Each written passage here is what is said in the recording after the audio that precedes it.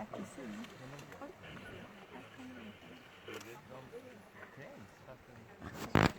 Ja.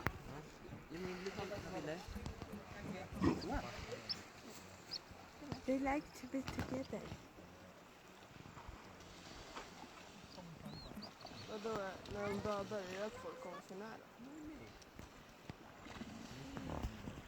Ja, men man råkar stå i vägen för dem tror jag.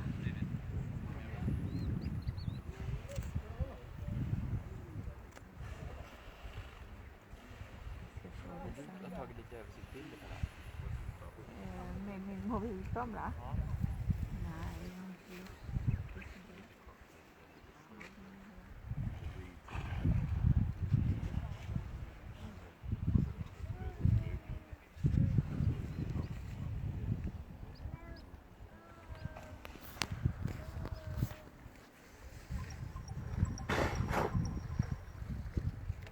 Okay.